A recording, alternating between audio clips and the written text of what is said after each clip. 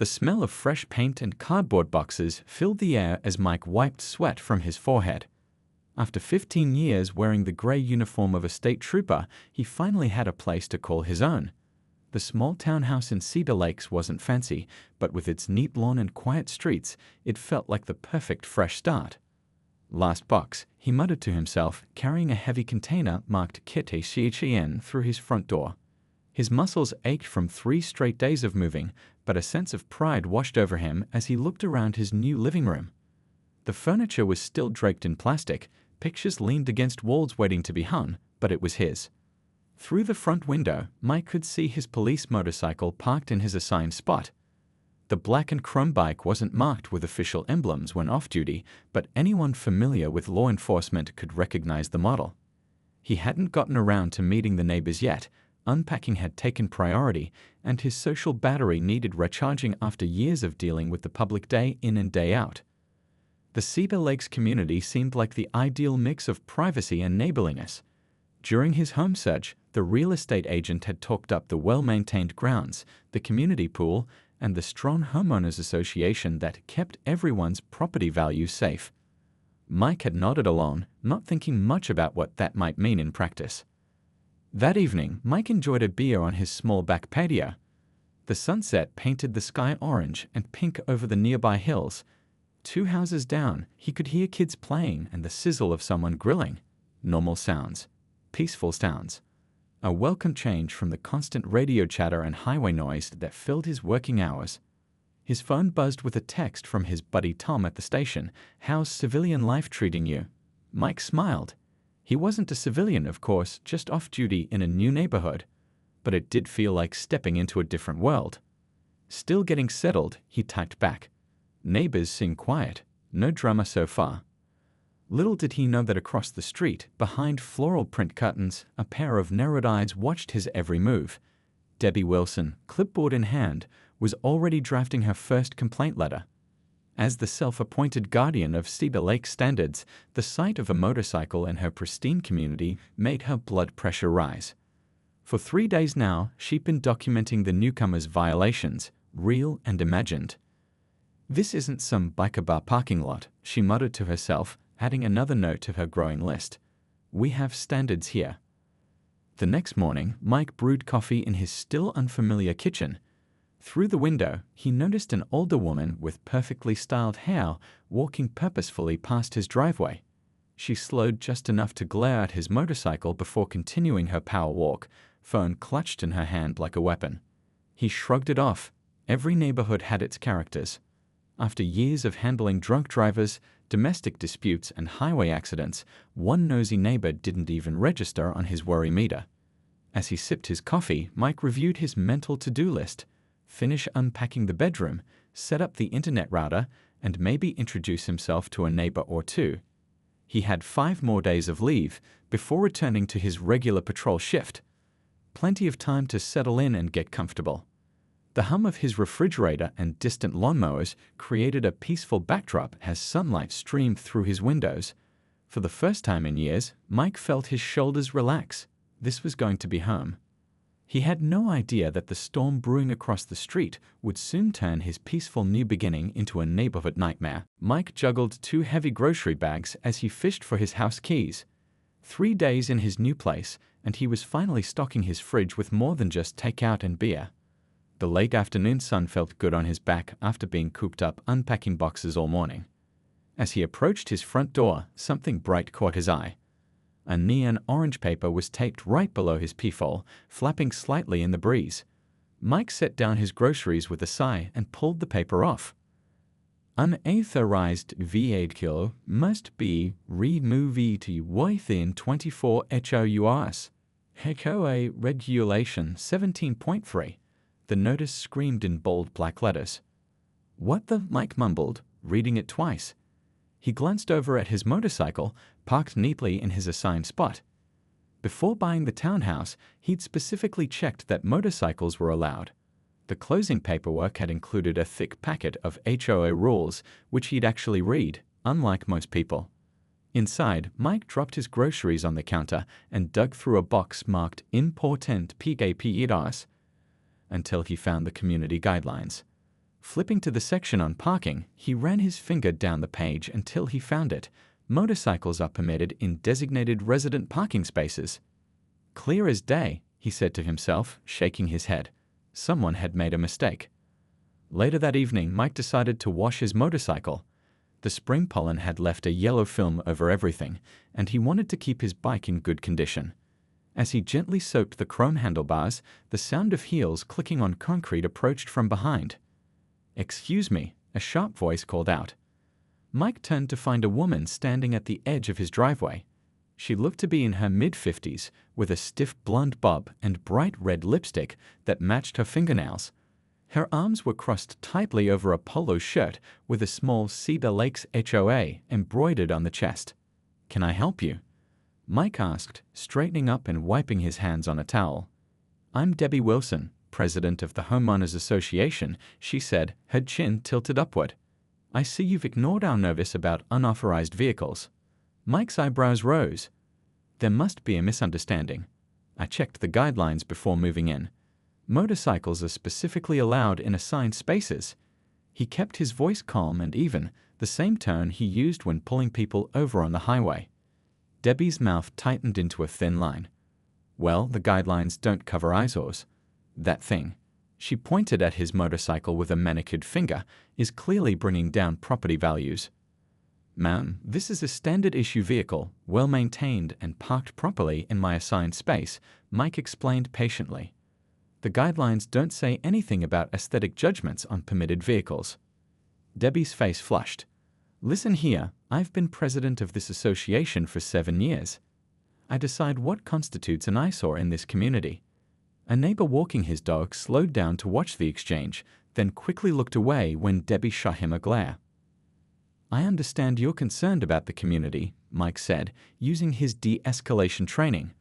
"But I've reviewed the guidelines carefully. There's nothing prohibiting motorcycles." "We'll see about that," Debbie snapped.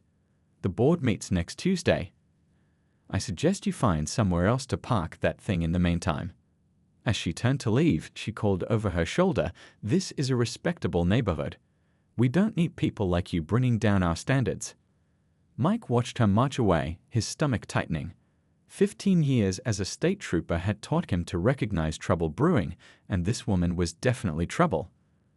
That night, as he unpacked his books, Mike noticed Debbie walking past his townhouse for the third time, phone in hand as if taking pictures.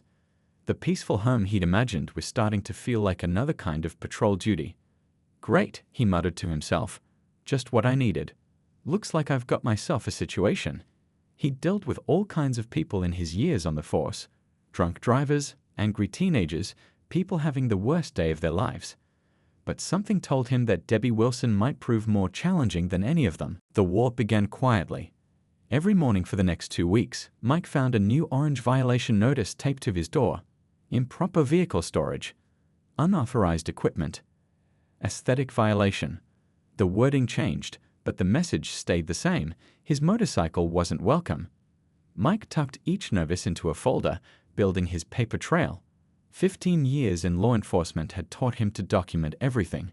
Something told him he'd need the evidence later. On Thursday morning, Mike stepped outside to find his trash cans knocked over, garbage scattered across his small front lawn. As he cleaned up coffee grounds and empty pasta boxes, his next-door neighbor, Pete, wandered over. "I saw what happened," Pete said quietly, glancing around to make sure they were alone. "It was Debbie. Came by around 5 a.m., tipped them over, and took pictures." Mike shook his head. "She tipped over my trash cans and then documented the mess she made." Pete nodded. "Welcome to Cedar Lakes. She's been running this place like her personal kingdom for years." That afternoon, Mike found a notice in his mailbox. The HOA had received complaints about excessive noise from an unauthorized vehicle. The citation mentioned multiple reports from concerned residents. Mike almost laughed. His motorcycle was department-issued with a regulation muffler specifically designed to be quieter than standard models. He hadn't even ridden it in 3 days. "This is getting ridiculous," he muttered, adding the notice to his growing file. Tuesday evening arrived, and Mike put on a clean button-down shirt for the HOA meeting. He figured it was time to address the situation head-on in a public setting. The community center buzzed with about 30 residents sitting in folding chairs. Mike took a seat in the back row.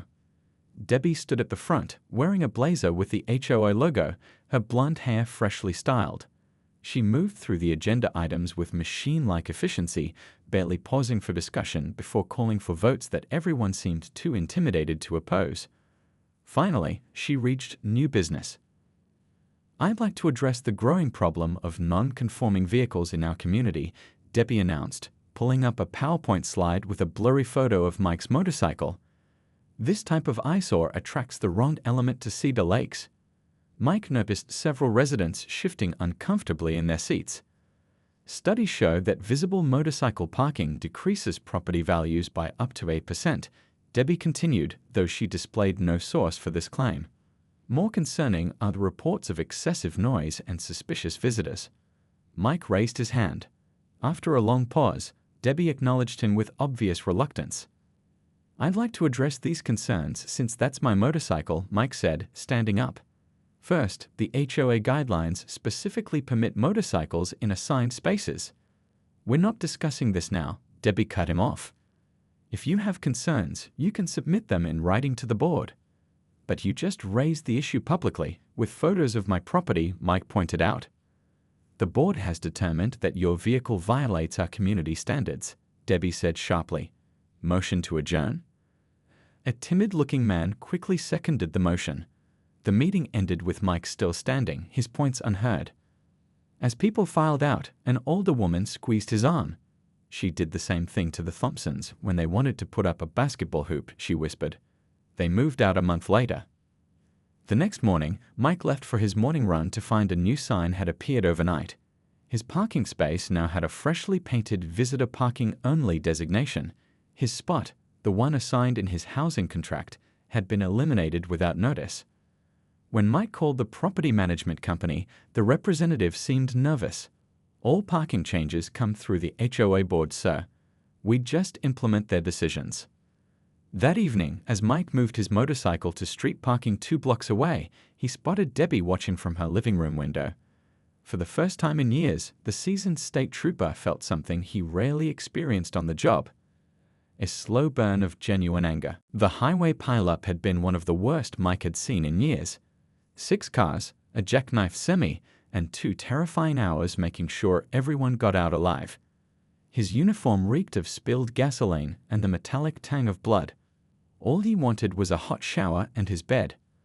The digital clock on his dashboard read 1:17 a.m. as he finally turned onto his street. His eyes burned from fatigue. 12 hours on scene, directing traffic around twisted metal while paramedics worked. Days like this reminded him why he became a trooper, to help people on their worst days. Mike slowed as he approached his townhouse, then hit the brakes hard. His parking space was empty. The motorcycle was gone. No, he muttered, circling the parking lot twice. Maybe he was so tired he'd forgotten where he parked. But no, the bike wasn't anywhere in the complex. His heart pounding, Mike pulled out his phone and called the station. "Hey, it's Reynolds," he said when the night dispatcher answered. "Someone stole my service motorcycle. I need to file a report." "Hang on," said the voice on the other end. "Let me check something." The line went quiet for a minute. "Mike, your bike wasn't stolen. It was towed about 4 hours ago." Request came from Cedar Lakes HOA for unauthorized parking. Mike's exhaustion vanished, replaced by a wave of cold anger. "Are you kidding me? They towed my department vehicle from my own assigned space. Says here the space was redesignated as visitor parking. The tow company won't release it until their office opens at 8. Mike ended the call and leaned against his car, trying to calm his breathing. He was supposed to start his shift at 7. He'd have no transportation, which meant calling his supervisor in the middle of the night to explain this mess. After 3 hours of fitful sleep, Mike stood on his front step waiting. At precisely 7:30 a.m., Debbie's front door opened for her morning power walk. Mike walked straight toward her. "Good morning, Miss Wilson," he said, his voice leveled despite the anger churning in his stomach. "I'd like to discuss why my vehicle was towed from my assigned parking space." Debbie adjusted her visor, looking pleased with herself. That space was redesignated for visitor use only. There was adequate notice. There was no notice, Mike said, and that space is specifically assigned to my unit in my housing contract. Rules are rules, Debbie replied, her smile tightening. Perhaps you should find a more suitable neighborhood for your lifestyle. Cedar Lakes has standards. As she turned to walk away, Mike called after her, I've contacted the county housing authority. Changing assigned parking without proper notice violates tenant protection laws. I've also filed a police report for harassment. Debbie's steps faltered for just a moment before she continued walking, back stiff. That afternoon, after paying $175 to retrieve his motorcycle from the tow lot and missing half his shift, Mike sat at his kitchen table surrounded by paperwork. The housing authority had been helpful, explaining that HOA boards couldn't arbitrarily reassign deeded parking spaces without proper procedure. His doorbell rang. Outside stood Pete and an older couple Mike hadn't met yet. Hey, Pete said awkwardly. This is Bob and Linda from Unit 14. We saw what happened with your bike. Linda stepped forward. We've all had trouble with Debbie. She fined us $500 last year for planting unauthorized flowers in our garden. Bob nodded. She's been running this place like a dictator for years. Nobody stands up to her because she finds ways to make your life miserable if you do. We heard you're fighting back, Pete added. We want to help. We've got documentation going back 3 years. For the first time in weeks, Mike felt a spark of hope. Come in, he said, clearing space at his table. Let's compare notes. As the four of them spread out papers and shared stories, Mike's phone pinged with a text from his supervisor. Got your message about the HOA situation. My brother-in-law is a lawyer who specializes in property disputes. He says what they're doing isn't legal. Call him tomorrow. Mike looked around at his new allies. Maybe he wasn't alone in this fight after all. Outside, through the window, he spotted Debbie walking past his house for the third time that hour, her face twisted in a scowl as she stared at his empty parking space. Sleep came easy that night. For the first time since moving to Cedar Lakes, Mike felt like he wasn't fighting alone. The folder of complaints from other residents sat on his kitchen counter, ammunition for the meeting with the housing authority scheduled for next week. The pounding on his door jerked him awake. His alarm clock read 2:17 a.m. Mike grabbed his phone out of habit, thinking it might be the station calling him in for an emergency. The pounding came again, more urgent this time. Mike, wake up, fire. The voice belonged to Pete from next door. Mike jumped out of bed and yanked open the door.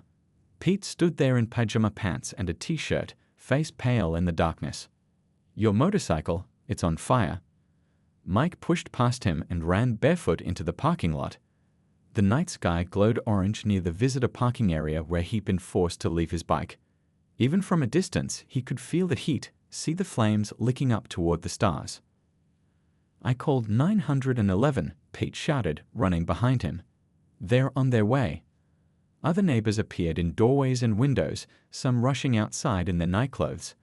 The acrid smell of burning rubber and melting metal filled the air. Mike stopped at a safe distance, watching helplessly as his department-issued motorcycle burned. The fire had completely engulfed it, flames dancing 6 feet high. Nothing could be saved now. Did you see what happened? Mike asked Pete, his voice tight. Pete nodded, out of breath. My bedroom faces the parking lot. Couldn't sleep, so I was watching a movie with the window open. I saw someone pour something on your bike, then there was this whoosh of flames. Someone? Mike asked, though he already suspected the answer. It was Debbie, Pete said quietly. I'd recognize that blonde bob anywhere. Plus, he held up his phone. I got it on video. Started recording as soon as I saw her skulking around your bike. Didn't know what she was up to, but figured it couldn't be good. In the distance, sirens wailed. Red and blue lights soon flashed at the entrance to the complex. 2 fire trucks arrived first, firefighters jumping out with hoses and equipment. Then came 2 police cruisers. Mike recognized Officer Chen from the local department, a guy he'd worked with on a few highway cases. Reynolds. Chen looked from Mike to the burning motorcycle and back again. Is that your service bike? Mike nodded grimly. My neighbor has video of who did it. As the firefighters worked to extinguish the blaze, Mike and Pete showed Chen the video. Even in the dark footage, Debbie's face was clearly visible in the glow of her phone's flashlight as she poured liquid from a gas can onto the motorcycle seat. The video captured her lighting a match and jumping back as flames erupted, then running toward her townhouse while shouting something about taking back our neighborhood. "This is, wow," Officer Chen said, shaking his head. "That's clear evidence of arson. We'll need statements from both of you."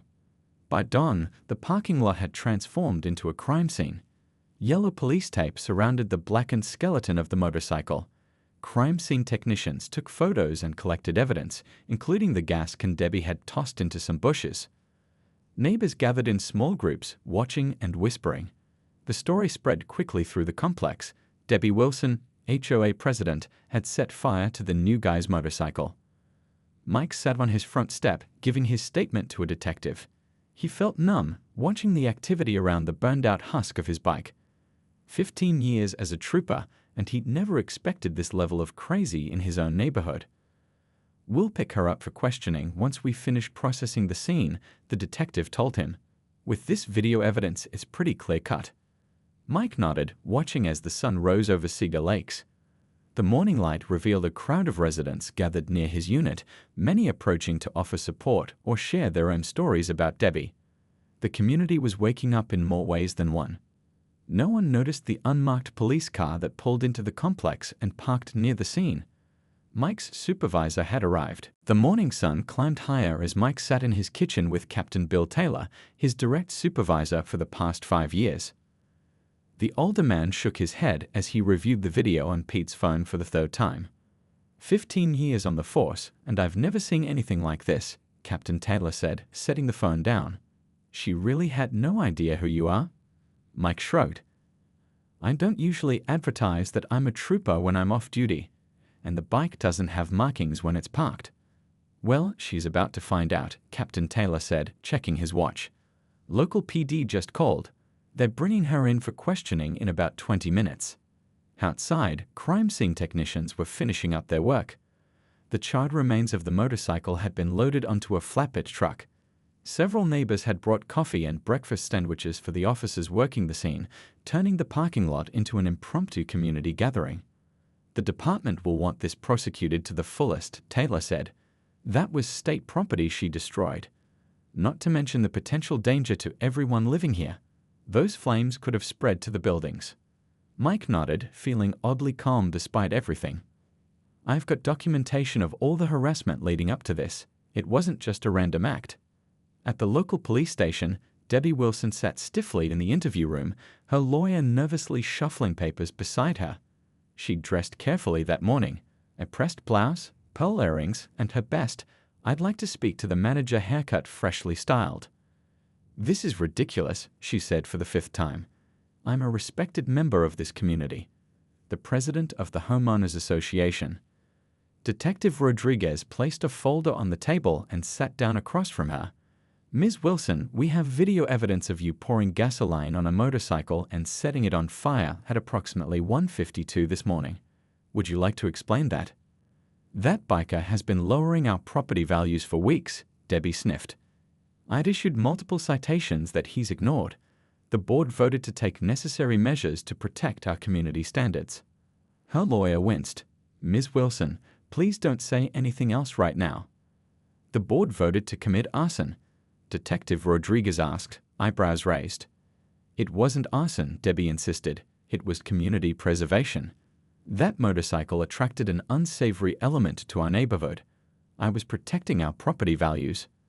The detective opened the folder and slid a document across the table. "Do you recognize this vehicle registration?" Debbie glanced at it dismissively. "I don't care about his paperwork. The motorcycle violated our aesthetic standards. Ms. Wilson, this registration shows that the vehicle you destroyed is the property of the State Police Department. It was an unmarked patrol vehicle assigned to State Trooper Michael Reynolds." The color drained from Debbie's face.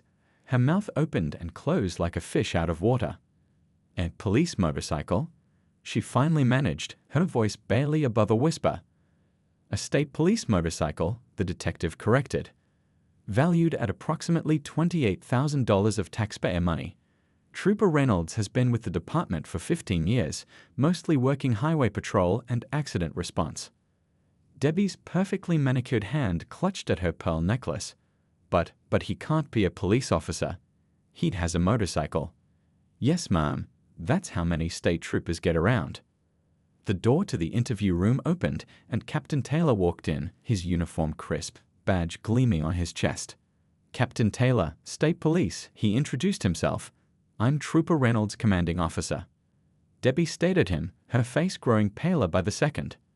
The state will be pressing charges for destruction of government property, arson, and interfering with a law enforcement officer, Captain Taylor said, his voice level but stern.